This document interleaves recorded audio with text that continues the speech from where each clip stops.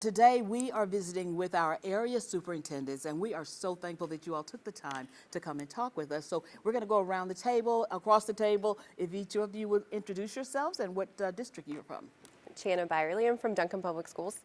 Rick Crosland, Chickasha Public Schools. Chad Hance, Cache Public Schools. Kevin Heim, Lawton Public Schools. Nate Mraz, Elgin School. So excited to have all of you here today so we can just find out what is going on in education in our area. So the first thing I'm going to ask is, what is the biggest need? What are your biggest needs in your district? So our kind of focus right now obviously is instruction. We're zoning in, we're really kind of focusing in on that. So we've built in some collaboration days where we can really work on our curriculum alignment, focus on just that tier level 1 instruction. We've also added a level because there's all kinds of tiers for our students. So it's not just the classroom instruction. One of the other biggest needs is we actually contracted with DHS. It was approved. We hired 2 family-based specialists. So while we're able to focus in the classroom, we actually have additional support so we can engage with our families and provide those services for them so we can try to reach the whole child through the process. So just a couple of things that we're really focused on and leveled up with this coming semester. Fantastic. All right, and your district? We're focusing on literacy and making sure that we are offering quality Tier 1 instruction for our students with an emphasis on pre-K through 4th grade. And we've designed a 2-hour instructional block for each day for students to come in and be able to focus on reading, phonetic sounds, just grammar, just everything we can put in that 2-hour, 120-minute block. Additionally, we're working on improving parent communication throughout our district and focusing on transportation by implementation of Tyler Drive, which lets our parents be able to track their student from the moment they leave the house and get on a school bus to the moment they get back at the end of the day as well. Phenomenal. All right. Great. Wonderful. We've been focusing on a lot of professional development this past summer, beginning of the school year. We have a lot of initiatives that we're doing, our Move to Learn. We started that last year, and we're still, pushing forward with that, to where our kids are up in the classrooms, moving, engaging their brain, right brain, left brain, with some movements. So we're seeing a lot of success with that. And also, one thing we focused on this summer was some safety. We started out with our striker badges, where each teacher has the badge where they can communicate with each other. They can also have, just by push of a button, have a panic call that connects them directly to 911. So safety is always a concern for everybody that's in education. So we feel like we had to spend some time getting our teachers trained on that and getting that online. So we've really been focused on that. Fantastic. All right. Oh, just like the rest of them, we're focused on literacy and improving our instructional practices and improving our professional development for our teachers. And staffing is always an issue. I think most everybody here would say, what's a big need? We need teachers. We need more teachers, and I'll give a big shout out to Dr. Hunt at Cameron, the new president. He's made a commitment to me that they're going to start turning out more teachers. They're going to work hard to get more teachers, so that teacher shortage, because our class sizes in some cases are larger than they should be, but it's because we can't find teachers. So we got maybe 2 3rd grades in a building with 28, where if we could find a quality teacher, we would hire a 3rd teacher and get those classes closer to 20, but we need teachers. And then the other thing, we had this discussion today. We know in Oklahoma, math scores aren't real good. A few years back, Oklahoma passed a lot of laws on reading, and reading started taking up an overabundance of time in the elementary classrooms. And so one thing we've done through our instructional practices is we're trying to force more time back in for math, try to get to more individualized times, pull-out times, and things like that for math instruction to try to improve math as we try to improve our reading scores. Fantastic, because we want to get imbalance there. Yes. Okay. As far as needs go, I echo what Kevin said. We're always in need of more great teachers. We have great teachers out there right now at Elgin Schools, and I feel like we have just a wonderful staff. But all of education needs more people in the pipeline, going through the educational career program through the universities, and then coming out prepared. And so I think we fit in that category like everybody does. We also we need more substitutes, and so we've been doing a few things to try and to encourage people to come on out. And we have a good group of substitutes right now, but we'd always like to improve on that. Everything we do, the main focus obviously is inside that classroom. So the person that's in that classroom is the key. And so needing more teachers is probably a safe statement for all of us. More quality teachers in addition to the ones we already have. Wow, I tell you what, and it's been for a long time a great need, more teachers. Now, there have been reports that there's a teacher morale crisis due to either low pay or having so many kids in a classroom when you walk in the door, or just kind of the overall environment with safety. Are you all seeing any of that in your districts? I think that the teacher morale across the state is probably a concern. I think there's some logic to all this. Years of being not in the highest category of pay probably take a toll. In other words, nothing happens overnight, so some of this has been boiling up, and so we're seeing the results of that.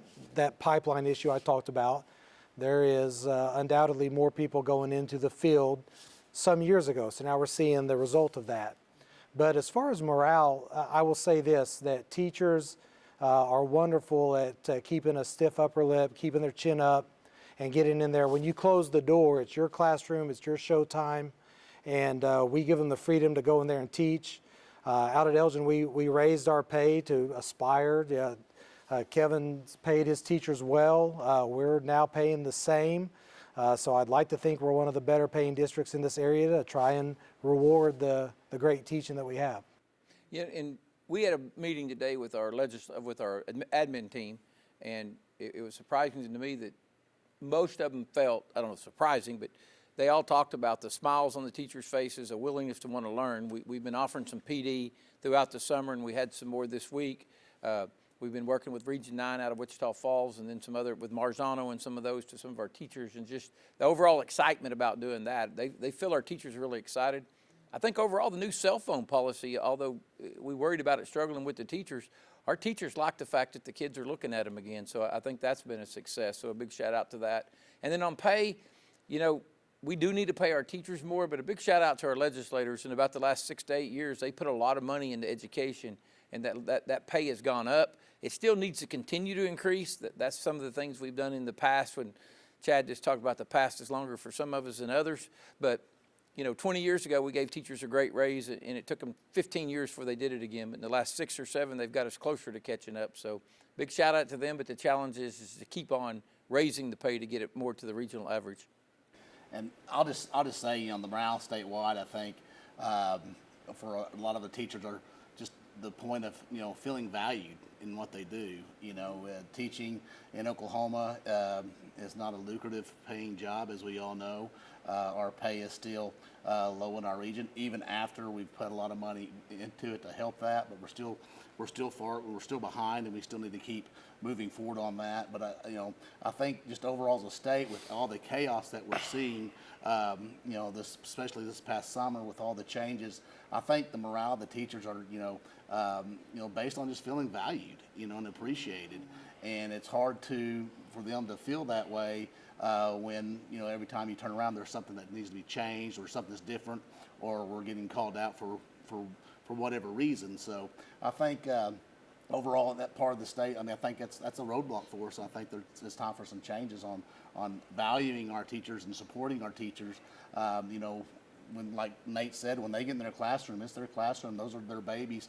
They pour their heart into it, and their day does not end when the bell rings. They go home and grade papers and do lesson plans and prepare for the next day, or get on a bus and drive some kids to a game, or drive a bus on a bus route. So, just that overall feeling of being appreciated and valued, and I think that will go a long way with the morale of the teachers in the state.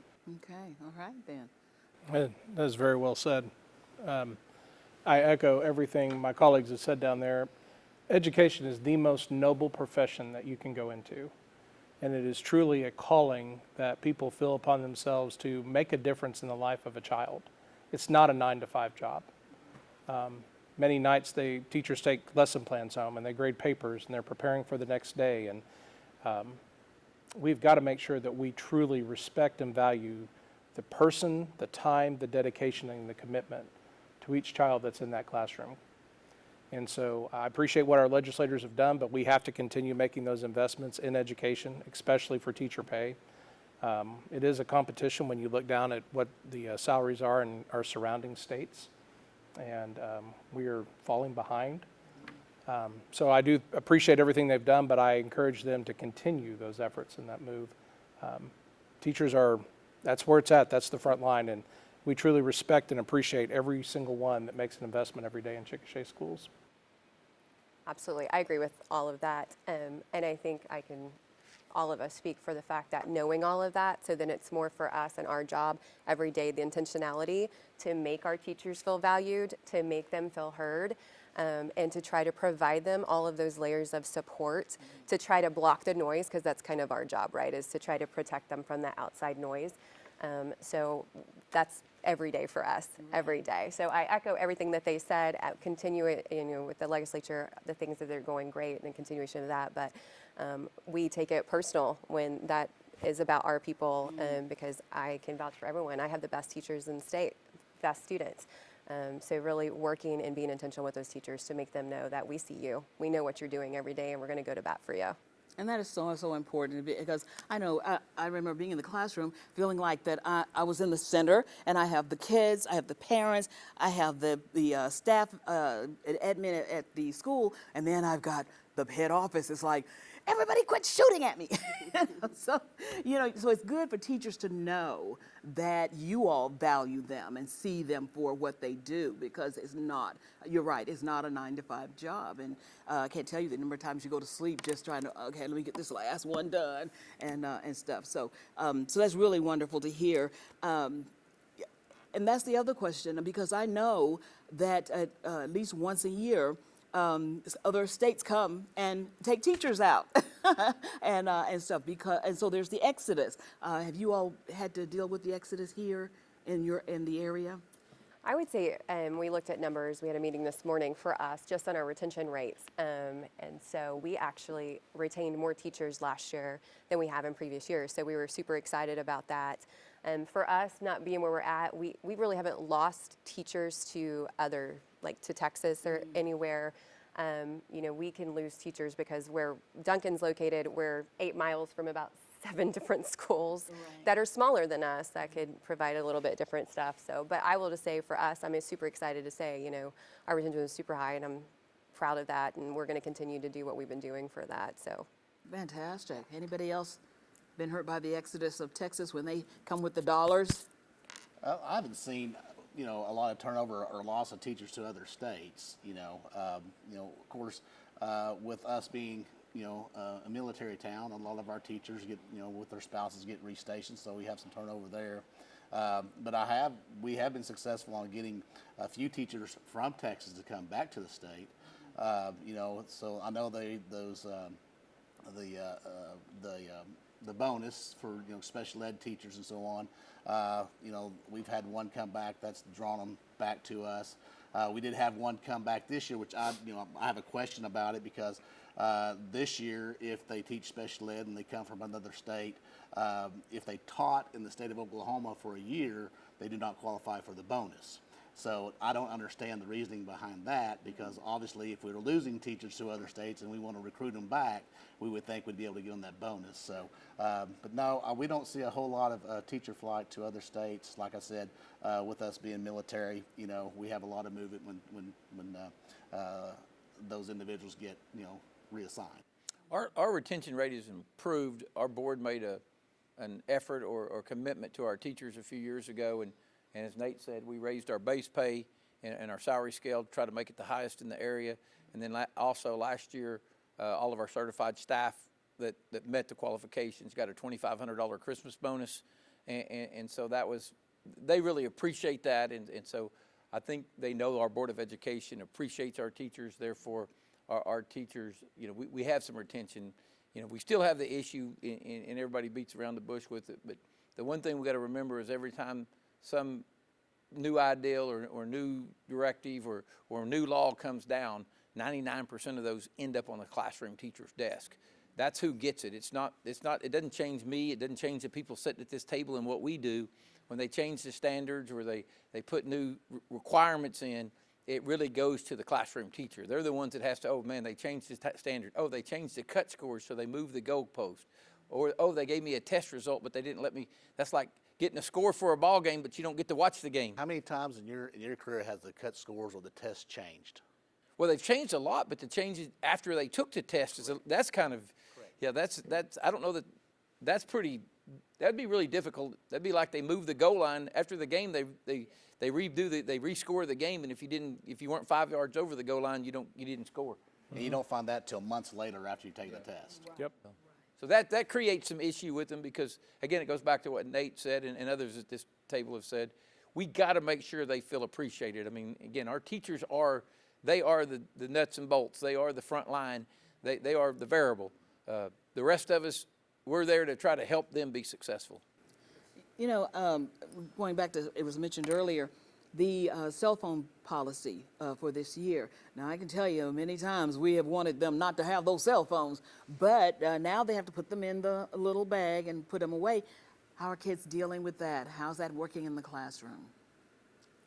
We Go ahead, Nate. we haven't had obviously people. If you ask a kid, they'd rather have their phone. But by and large, we have kids that do what they're asked to do. We had a law passed. We didn't make a real large deal about it. We said, here's the law, and of course we're going to enforce it. And it didn't change anything except for in our high school. In our high school, we allowed them to use their cell phones in passing periods and at lunch. That went away with this new law. If this continues and the law was written that you can revisit this after a year, we'd probably look at something at lunch for sure. We have open campus, so some of those kids are going off and checking their phones, etc. So it hasn't really. I think by and large people will do what they're supposed to do, and it's a true statement that it has not been a big issue for us discipline-wise. We haven't had people being obstinate and just trying to fight it. So, My perspective on it is the parents have accepted it more than what I was expecting them to do. One thing that was cool about us in our commons area at lunch, you speak of lunchtime, you see kids interacting, they're playing cards. We have a wild game of Texas Hold'em somewhere, I'm sure, but the kids are actually interacting. Parents are donating board games and cards and stuff. So it's really good to see kids having actual face-to-face conversation and not have their face buried in that phone. And it really, this distraction seems to be, dwindling. So. To add to what Chad's saying, that's all going on at Lawton, and it was reported in our meeting today that our librarians reported our library checkouts this time last year compared to last time have doubled. So we have twice as many library books checked out this time, and so kids are reading, actually reading a book instead of looking at TikTok or whatever. So hey, that's a good thing. Yeah. We're hearing that teachers are seeing kids' faces again in the classroom. They're actually having conversations in the hallway during passing periods. Also, our library books have increased on the number checked out. It's been very positive. There's been a few snags here and there. You've got somebody that wants to have their phone, or they'll try to sneak their phone in, and principals have been dealing with that. But I think it's been a very positive and well-received change for this year. Fantastic. We're the same. We actually introduced this last year, and so we didn't really first started out pretty hardcore, then it kind of got lax, and so when we reintroduced this, it was the same. It was very receptive from parents. Students probably don't like it, but they are understanding it, so we're the same. We have a few things that we have to deal with, but overall, I think it's going really well. That's really good. Of course, the first thing we heard was, well, what if something happens and I can't get hold of my child, or that kind of thing. And of course, we've had so much in the news about, school shootings and children being able to contact their parents during those times.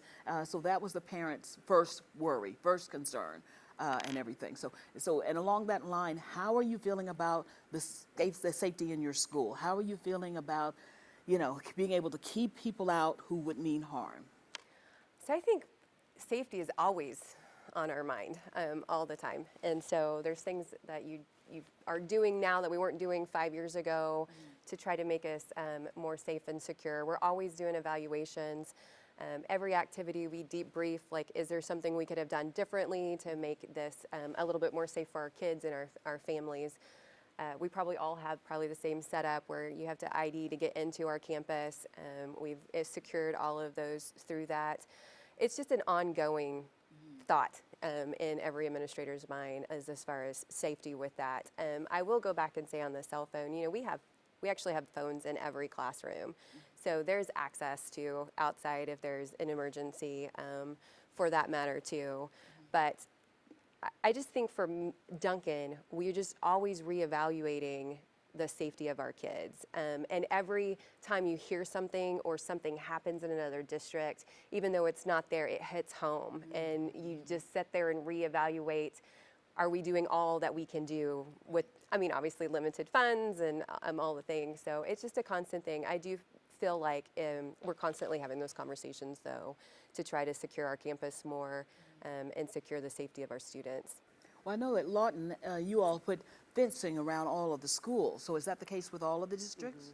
No, we have not put fencing around all of our schools. For some of our campuses, I don't know how we could do that. We have two main roads that go through our high school campus. And one of those is a main emergency route for Chickasha Fire and PD. So for us, it's always, as she was saying, assessing what's going on, but you want to balance that with having a great learning environment for all students while ensuring the safety and security of all students and staff. And so how do you balance that? How do you maintain that? And so you constantly have to be reevaluating your protocols. What procedures do we have in place? What steps have we taken? We've improved our camera system. We have access door control. We do visitor management. We've looked at additional next security upgrades, but how do you create an environment that's welcoming, pleasant, and engaging for a student to come in and thrive in, while at the same time ensuring their safety? And so you have to look at every event. How can you make this a great event for the entire family, for parents to want to come, siblings, grandparents, and all of them to come and enjoy what's happening, but also to ensure that everyone is safe while they're there attending. So it's a balance that we're constantly talking about.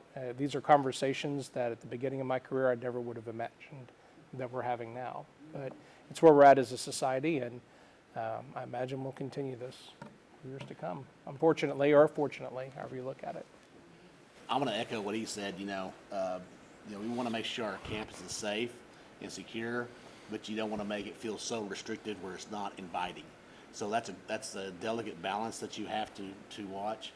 We're fortunate all of our schools are on one campus. We do have fence, but we do have open areas for entrances. But we have drills that we practice that we know that we can get those entrances blocked off where nobody can drive onto our campuses. But I think, for us, we just kind of focus on talking about it, routinely. Let's talk about our safety protocols. Let's talk about what if this happens? How are we going to do this? What's our response? Is everybody on the same page? So, I think it's just something that we all do, and every one of us has that on the back of our minds every morning when we wake up. This is the safety and security of our kids. So it's something that is discussed and delved into on a daily basis on how we can keep our kids and our staff safe, but also, like I said, not make it where it's so restrictive to where it's not feel like a welcome to a school. You want kids to come to a school and feel welcome and inviting, but also at the same time feel safe without the restrictions. Yeah, and to reinforce that, if you ask superintendents what their most important or most, what they feel like they have to do, they're going to say getting kids to school safely and home safely every day is very important to them. And we spend a lot of time thinking about that. And, like you said, a lot, and what we've done is basically all of our buildings now have one way in and one way out. And that's a double secure entry that, that's all, parents can come in, they can walk in the door, they can be buzzed in, but once they get in the office, they have to be buzzed out of the office to get to where the kids are. So that keeps adults away from our students without getting in through two doors that they're buzzed in. The fences are great. We've limited the access driving into all of our secondary campuses, and all those access points have cameras on them, and we have officers watching those cameras. So if you drive in one of our campus, you could have 6 to 8 police officers saw your car drive on our campus where you walk on or ride your bike on. So we feel like that improves the safety. You know, there is no 100%. And so that's why what everybody said, we work every day to get better at safety. And I guess, as I can say, one of my big sayings is you don't have to be bad to get better. Well, you better be working every day to get better at safety, and it sounds like all these guys are. Yeah, it's been well said here, these last statements. That balance of providing the best safety you can while still being able to operate and have you know, you certainly wouldn't want your kids to go to school every day being fearful and looking over their shoulder and having this type of cloud hanging over their head about, you know, can't do, you know, what's coming next. So there's a balance to it, but I think everybody spoke to it very well here, just looking at the best practices to ensure that safety. And one thing I want to add on that's really helped probably with especially with the smaller rural schools is the security money that the legislature gave to us 3 years. I think we're on our last year. So it's very important that we advocate that funding continues, because I think most schools get about 90,000. For schools like Lawton, 90,000 probably doesn't go very far for 14,000 kids. But your rural schools like your Indiahoma, your Chatties, your Geronimo, that 90,000 really provides an opportunity for really to make their schools safe and secure. So we really, you know, next legislative session, we really need to advocate for them to continue that, because that is a great benefit. Hopefully they refund it and maybe give some of us larger schools a little bit more. They But don't they need definitely any need to give, definitely need to give the 90,000 for the small schools and the rural schools is a big. It gets them a security officer. In a lot of cases, it allowed our rural schools to hire a resource officer. Yes. Fantastic.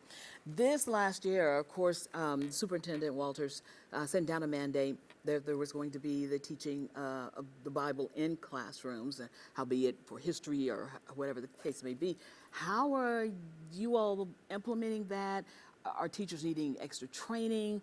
Or, you know, what happens if there are other religions within the classroom and other faiths within the classroom and they don't want to hear about anything that came from the Bible? How is that going to be worked out in the classroom?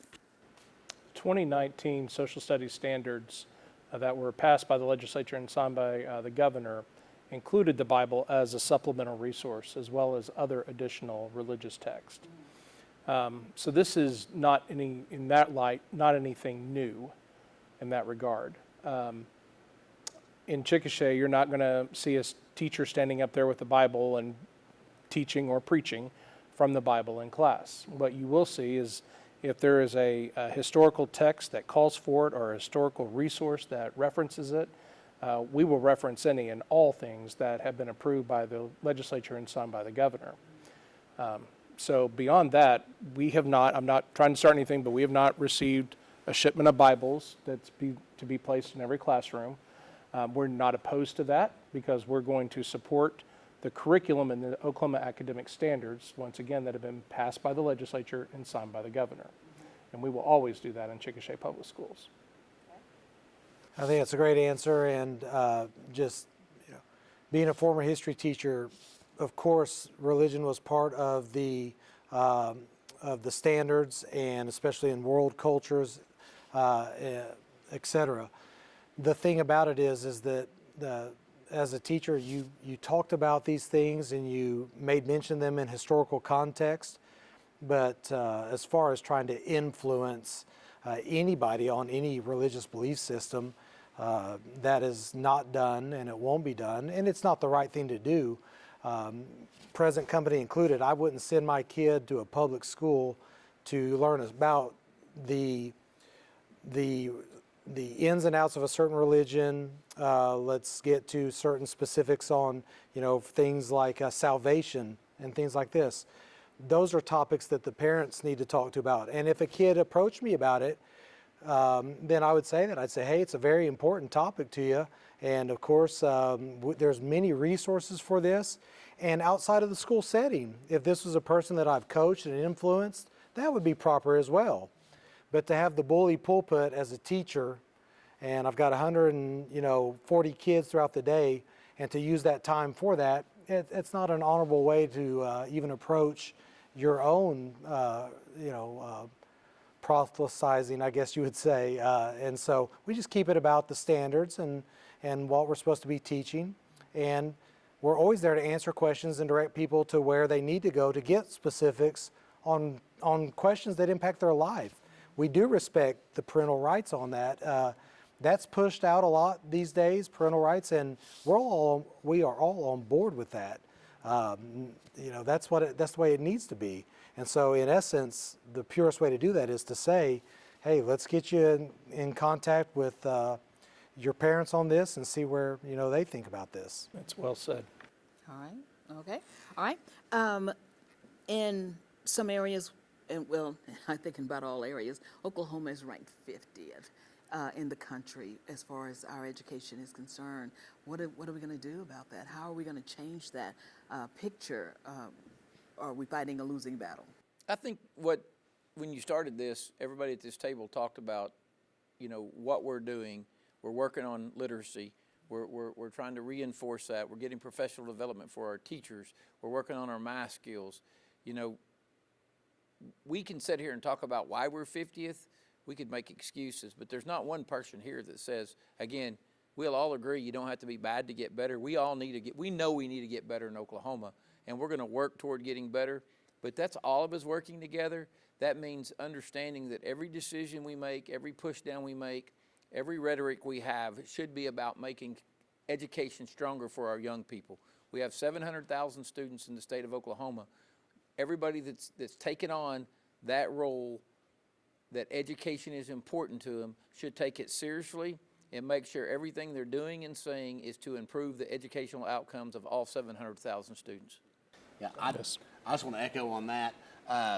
You know, right now, how do we get better? You know, we're seeing such a big influx of emergency certified teachers and adjunct teachers, and the pipeline's so slim.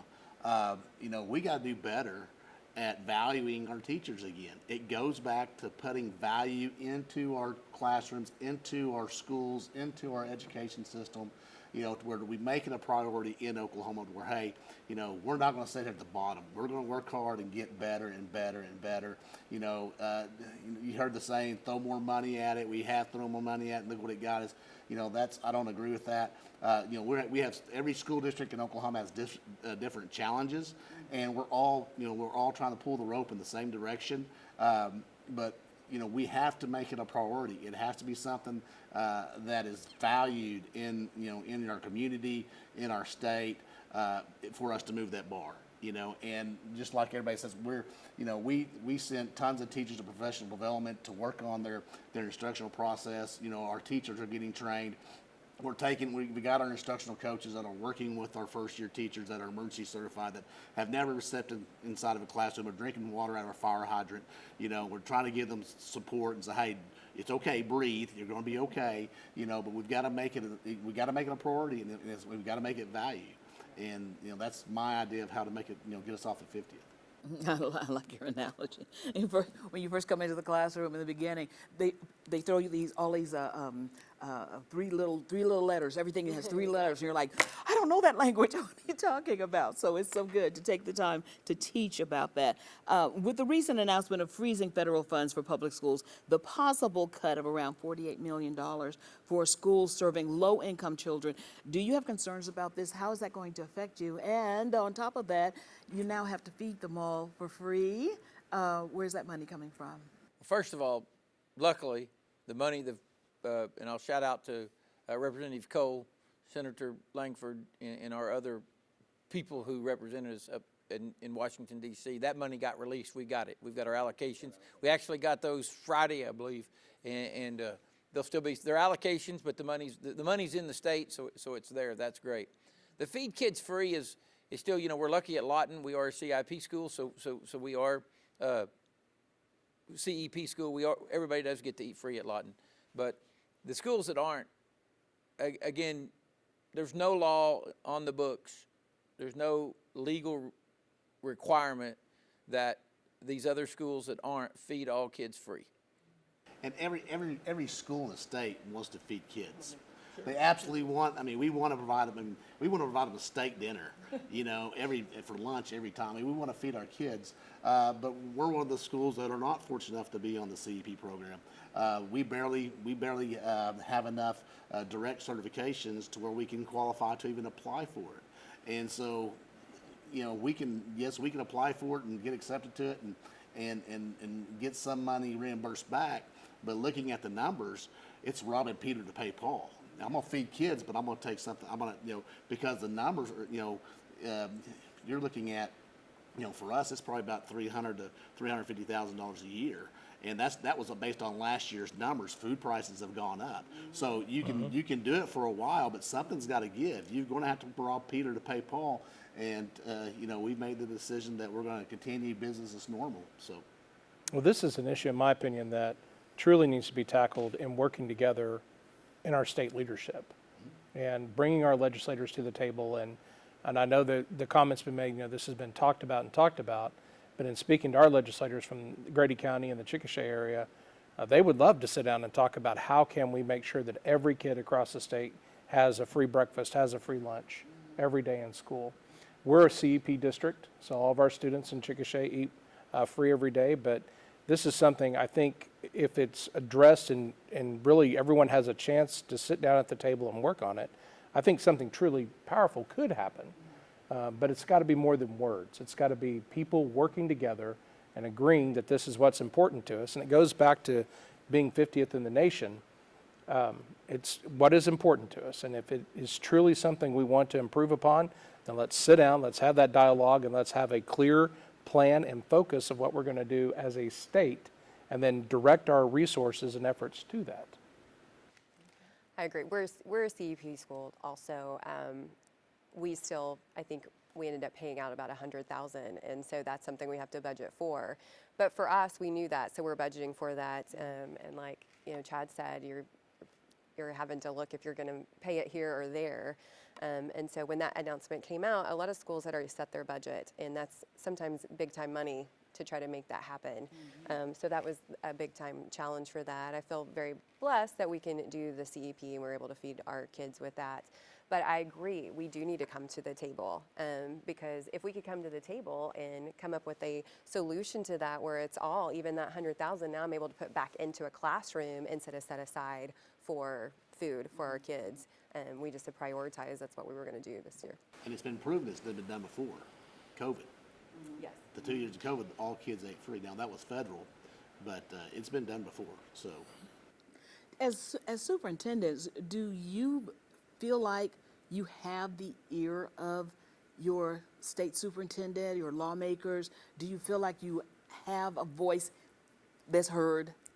I think here we are lucky. I mean, I think and I'll say he's appropriate Probst chair and the guys that are around. I think Trey Caldwell, ours, listens to us, our local. I think Senator Kern, who's our east side and probably might go all the way to Duncan. I think he's, you know, this is his first term this last year. This should be his second, but I think he's gladly listened to what us educators have to say. yeah, we've been very fortunate in the past with our legislators that have, you know, welcome our feedback. You know, sometimes we don't agree, you know, but we definitely are allowed to have that discussion with them, and we feel like, you know, our opinions are valued and respected, and some places that's not the story. So We are blessed in Grady County with Senator Lonnie Paxton, who's a Senate Pro Tem, and he does an amazing job of representing us, but also listening to us. And then we have Representative Brad Bowles and Representative Dick Lowe, who chairs the House Education Committee. And conversations with them are, I think, robust.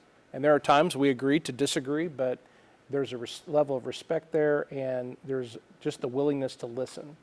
And that open line of communication with all three of those gentlemen is truly appreciated. And I just appreciate the relationship, the friendship, and the work that we can do together. Fantastic. Yes, Tony Hassenbach out of Elgin. She's a former Elgin Schools teacher. Senator Dusty Devers in our area there. They care about the school system. They call, they ask questions, and so we thank them for their support for sure.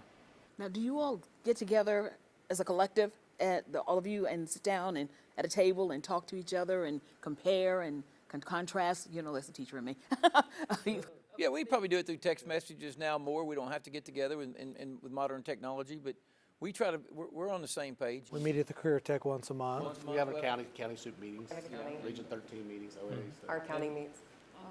We'll have a legislative meeting once a year where all of us in this area will get together and invite 6 or 8 of the legislators, and most of them show up and listen to us, and it's very productive. I mean, but I would say we can pick up the phone at any time, and like you said, text. I mean, if I have an issue, I'll reach out to all of them, like, what are you guys doing? What's this look like for you all? And they sometimes ignore me, but most of the time, they get back to me really fast. Okay, we're gonna have to do better about that, y'all, okay? Fantastic. Okay, I wanna just kind of go around and give each of you a moment to just talk about your district. If you were recruiting a teacher, talk to that person, talk to the parent, talk to the student. Just Yeah, we're gonna start down there. You're gonna end with Duncan. Okay, well, I know how to do that. save the best for first. So at Elgin Public Schools, we have a wonderful community school district. We're nice sized. We continue to grow. We offer, all the sports, all the activities, great teachers in the classroom. We're all on one campus. It's a great community feel. Of course, we're defending 4A state champs in football. Runner-up in baseball, only to Duncan. Duncan got us in baseball. But all of our sports, yeah, it's true, NIL money. No, Tara, one thing about it is, about the comment about 50th, is that when we get to do this, it really brings home that if you ask the people in our communities, they wouldn't feel that way. And education is so unique. It's such a hard to pin down issue because of this. There's a lot of people who, no matter what their setting is, they're personally driven. Their home life is excellent. They excel. And then there's some kids who need help along the way. But don't you agree, you're a former teacher, that if you had a student that came out of your classroom and they gave it their best, and you put in your best, and they may not have measured up on a test, but they went on, they got a good job somewhere, they have a family, they love their family, they contribute to the society, that's what it's all about. And people think, oh, that's kind of mush or avoiding the statistical realities, but no, it's not mush. That's what it's all about. And so for us to be able to say, you were treated well, you learned how to treat people, you contributed to society, you felt loved, pass that along, and go and do good in society. We're not all as intelligent as Chad Hance. I mean, we can't all aspire to that. Try to get a chuckle there, but anyway, yeah. But my point is that everyone's a little bit different. It's not a cop-out to say that. They say, oh, you're trying to dodge the stats. It really is more about that. I mean, someone who is not so smart in other people's eyes might be the best kid I ever had on a baseball team, in my classroom. I keep in contact with them. They're productive. They have a great family. That is the ultimate goal, to keep this society running the way it should be. I agree with you. Measuring everybody with the same criteria, and there's a lot of memes out there about that we need people that have different skill sets, not all the same. Everybody doesn't have to have the skill set to take one standardized test nationwide. A lot in public schools. We have multiple campuses. We have a board that appreciates our teachers. All of our teachers this year, when they came back, got a $1,000 retention bonus if they worked for us last year. They'll get $2,500 Christmas bonus if our board approves it, which we know they will. So, and then we try to be the highest paying. I noticed Elgin's over there saying they caught up with us. So we try to take care of our teachers. Our teachers are not, we expect to provide anything a teacher needs. We try to keep them from going to the store, plus we provide them $100 at the first year to spend on their classrooms. So we try to take care of our teachers. Student-wise, we offer every program you could think of. STEM, we got STEM in every elementary school. We have maker spaces. We do robotics competitions. We do boat races, the cardboard boat races, and many other things that our elementaries do as far as offering programs. High school is free college. If you go to our school, every kid gets free college. We had 5 kids, I believe, last year graduate with an associate degree, and I talked to all 5 of them, and none of them spent 1 penny on books, tuition, or fees to get that associate degree. So, we have more national merits, more academic all-staters than anybody around us, and we're proud of that. We know we have more students, but we are proud of the number of 30 ACT kids we have every year. So we have a lot to offer for everybody and now we're moving to our academies and pathways like everyone else. So I think Lawton's a great place for all students. Well, Cash, we're one school, one town, one community, and one thing that I think sets us apart a little bit is, our community feel. We are very proud to be Bulldogs, and our community is very supportive of our schools. We offer a lot of different initiatives to our students as far as, we have concurrent enrollment. I think last year we had close to 80 kids that were senior class taking, college classes. So, as far as, teacher pay, we pay full retirement. This is the second year that we've offered basically free daycare for our teachers. So we have our young teachers that are coming, and joining us. They might have 2, maybe 3 kids, and their daycare is costing them about, $40 a week. So we've seen that be a big benefit on retaining teachers and recruiting them. But we all walk this walk together. We can sit here and say, Elgin does this, Lawton does this, but we're all made different, and we all walk this together. And we're all great schools with great teachers. And I think if you live in Southwest Oklahoma, you should, you should be proud of what you have, because you have great schools. You have Lawton Public Schools with all of their stuff that they're doing. They're the largest school in our area. Elgin's, they got the great NIL deal, winning the state football championship. But you got to also look around at your smaller schools too. Chatty, Geronimo, Indiahoma, Fletcher, Sterling. They're all doing great jobs. And every town and every community believes their school, is the best. And that community pride is so strong in Southwest Oklahoma. So if you're in Southwest Oklahoma, you should feel very proud of what our schools are doing for all of our students, no matter what school they're at. So I'm born and raised in Southwest Oklahoma. I graduated from Chattanooga, Oklahoma. Went to FACS at a K-8 school, and this is home. And what we're doing here, all of us, I think we're doing a great job. And I think that's something that most communities see, and they feel that, and they're proud of that. So To reinforce what Chad said, if I'm taking teachers from the people at this table, I'm just exasperating the teacher shortage problem, and that's what we did in the 90s, and I mean in 2010 and on, we started stealing teachers from each other and finding ways to recruit each other's teachers, and all we did is exasperate the problem. And so hopefully now we've got to the point that we realize that trading teachers back and forth doesn't do us any good. we've got to get more into the pipeline. We got to get more younger ones wanting to get into the profession. And that goes back to being valued and appreciated. That's one way to move the bar off of 50. Fantastic. All right.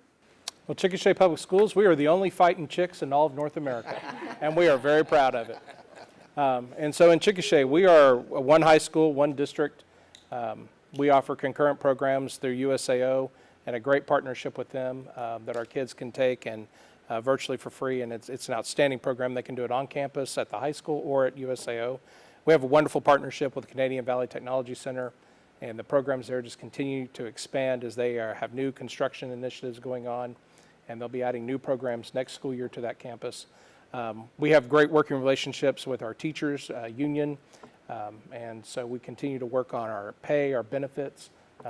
We have a Christmas bonus that everyone gets.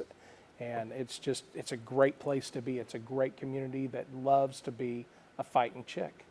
And so there's no other place to be. But I concur with what they're saying. We can no longer keep stealing each other's teachers and just exasperating this problem of a teacher shortage. We have to grow our own. We have to get our students excited about being future educators, have those partnerships with our universities, and really building up that pipeline to get people excited about education in Oklahoma again. All right. Perfect. Okay. Did you say you're saving the best for last? Is that what you guys said? At Duncan, I'm so proud to be from Duncan. It is just a phenomenal community. It's a phenomenal school. It's the culture that we're building. It's about who we are and what we strive to be. It's a mindset in Duncan when you walk in, and that's what we're most proud of is, being champions of excellence in everything we do. Every day matters in every decision, the way we talk to our kids, the way we approach things. We have so many things to offer But just the collaboration that we have and the love for our students in our district is just phenomenal. It's an outstanding school district. You know, we have all of the same programs that we've talked about previously.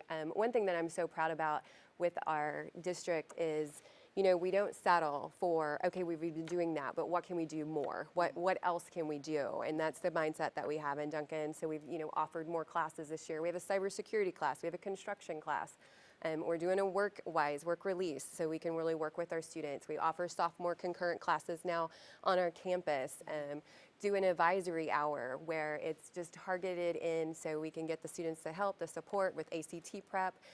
But it's also starting where our teachers get to pick something that they love to do and a kid can sign up for it. We had, let's see, what did they make? They made some brownies, or I don't know. They were just doing all these different things and part of this advisory. So we're trying to really reach and make the connection. So at Duncan, it's really about, for us, making the connection. There should never be a child that doesn't have an adult that is a champion for them. And so I'm so proud because that's what we focus on in Duncan.